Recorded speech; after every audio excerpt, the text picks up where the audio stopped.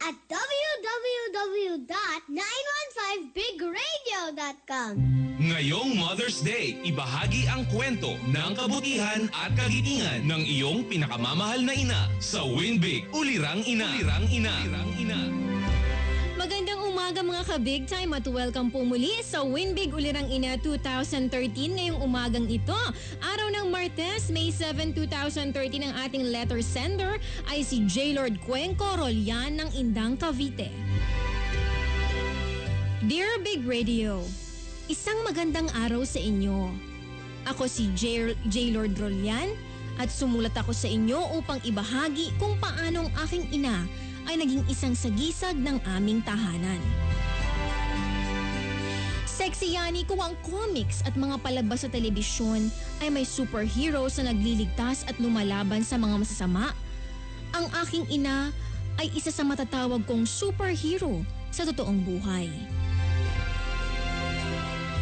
Wonder Mom ang maaari kong itawag sa aking ina. Ito ay sa kadahilan ng halos lahat ng bagay at trabaho, maitaguyod lamang kaming 5 nilang anak ay nagawa na niya. Bata pa lamang kami ay batid ko na. Hindi kami mayaman.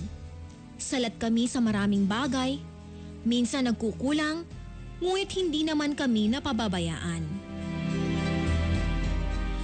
Ang aking ina ay si Lorna Cuenco Rolyan. Isang bayaning maituturing ang aking ina dahil sa angkin niyang kabutihan at kasipagan. Nariyan ang naranasan niyang maging tagalinis ng bahay ng iba. Pumasok na labandera, planchadora, manicurista, barbera, kolektor ng pautang, tindera ng ihaw-ihaw sa tabi ng kalsada, tindera ng tinapay sa madaling araw, mamili ng bote upang linisin at mas maging mahal kapag muling ibinenta, janitress sa isang factory, at sinubok din niyang magtayo ng sari-sari store subalit nabigo. Lahat ng ito ay nagawa na niya, maitaguyod lamang kami. Sapagkat wala namang pirmihang hanap buhay ang aking ama. Isa siyang karpintero at nagkakaroon lamang ng trabaho kung may magpapagawa sa kanya na kung minsan pabayani pa. Yung walang bayad, pagkain at pagmerienda lang, Sexy Yani. Minsan na ding sinubok ang kanyang loob at tatag ng pananampalataya nang bawiin ng ating Panginoon ang aming nag-iisang kapatid na babae. Sexy Yani, mahigit 1 taon na ang nakararaan, ngunit masakit pa rin ito para sa amin. Lalo na para sa kanya. Ngunit ito ay malugod niyang natanggap. Batid niya na hiram lamang ang ating buhay. At sa halip na magalit o magtampo, ay mas pinili niyang maglingkod ng taus-puso sa ating Panginoon bilang isang aktibong miyembro ng simbahan sa kasalukuyan. Isa rin siya sa mga nabigyan ng pagkakataon na mahalal bilang isa sa mga kagawad ng aming barangay. At buong tapat niyang ginampanan ang kanyang tungkulin. Ngunit bukod dito, isa sa mga katangian ng aking ina na alam kong hindi pangkaraniwan at wala sa ibang nanay, ay ang kakayahan nitong manggamot. Opo, Sexy Yani, isa siyang manggagamot. Hindi siya tulad ng doktor na may lisensya at mataas na pinag-aralan. Isa siyang albularyo kung pagbabasihan ang katawagan sa mga probinsya. Takbuhan siya ng mga taong walang sapat na kakayahan upang ipagamot ang kanilang sarili sa mga mamahaling ospital. Minsan nga ay may mga pagkakataon na sa kalagitnaan ng kanyang pagtulog at kalaliman ng gabi, ay may mga taong sumusundo sa kanya upang isama sa kanilang bahay, upang ipagamot ang kanilang mahal sa buhay. Kahit alam namin na masyado ng gabi ay wala kang maririnig na reklamo o pagtanggi, makatumulong lamang siya sa iba.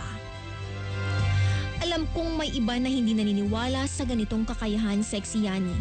Subalit hindi ito kailanman magiging dahilan upang hindi ako maging proud sa kanya. patuloy ko siyang ipagmamalaki. Walang hanggan ang pagmamahal at pasasalamat ko sa kanya, Sexy Yani.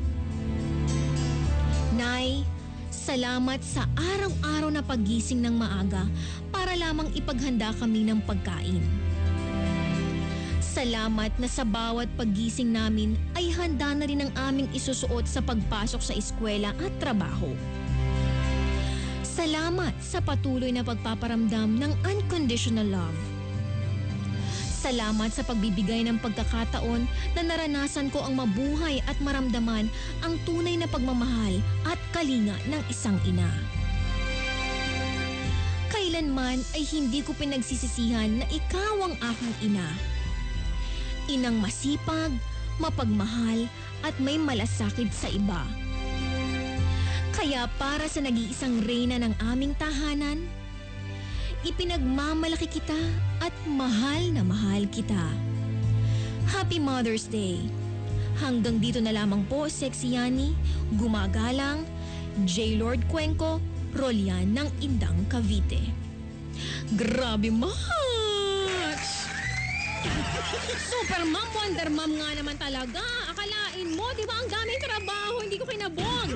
Para siyang di ba kinaya na ang lahat. Ako po si Kuratsa, parang ganon, di ba? Planchadora, manicurista, labandera, nagpapautang, di ba? Tindera ng ihaw-ihaw, lahat nakabig time kinarir. Ganyan talaga ang mga ina. Gagawin ang lahat. Mapasabuti lamang ang buhay ng kanilang pamilya. Ganyan magsakripisyo, di ba? Akalain mo, talaga namang relihiyosa din, di ba? Nagsiserve sa church. At the same time, kagawad pa. Bonggang-bongga. Saludo ako sa mami mo, sa nanay mo, J. Lord, Kay mami, ang pangalan niya yata is Lorna. Oh, bonggang-bongga talaga. Di ko kinaya, albularyo pa. Big time kapag ganyan naman talaga ang naririnig mo at nalalaman mo na naa-appreciate at nakikita ng mga anak mo ang paghihirap at pagsasakripisyo mo para maitaguyod ang pamilya, nakakawala ng pagod. At dahil dyan, J. Lord Cuenco Rolian ng Indang, Cavite, nagwagi si Mami Lorna Rolian ng Camel Appliance.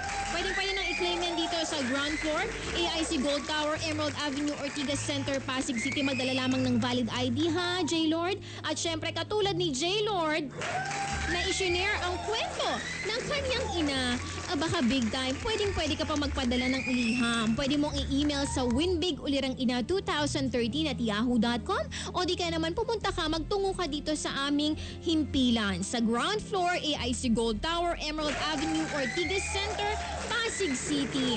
Maraming salamat sa liham mo, J. Lord Rolian ng Indang, Cavite, at mabuhay ang iyong nanay na si Lorna. Happy Mother's Day ka big time. Ito po ang Winbig Ulirang Ina 2013, kapiling si Sexy Yani.